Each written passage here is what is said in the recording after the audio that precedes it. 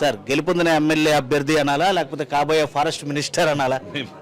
Minister అవన్నీ తెలియదు కానీ మొత్తానికి అది ఒక పెద్ద రెస్పాన్సిబిలిటీ. ఎందుకంటే ఇంత మంచి ఘన విజయం ఇచ్చిన మా శ్రీకాళహస్తి ప్రజలందరూ కూడా నేను నమస్కారం తెలియజేసుకుంటున్నాను. అట్లనే నా మీద నమ్మకం ఉండి, ఎందుకంటే మా ఫాదరు టీడీపీలో పుట్టారు, టీడీలో చనిపోయారు. అలానే ఒక లాయలిస్ట్ లాగా చంద్రబాబు నాయుడు గారికి ఎల్లవేళ ఆయన ఉన్నారు.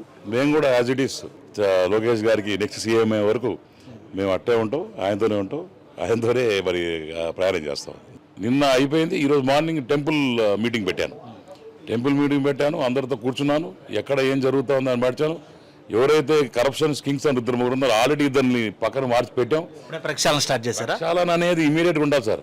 లేకుంటే మెల్లగా చేద్దాము, హనీమూన్ పీరియడ్ ఇంకా ఉంది, మెల్లగా ఒక 2-3 నెలల తర్వాత టేకప్ చేద్దామంటే కాదు. ఇన్ని రోజులు ఎవరైతే ఇబ్బంది పెట్టారో వాళ్ళకి శిక్ష తప్పదు.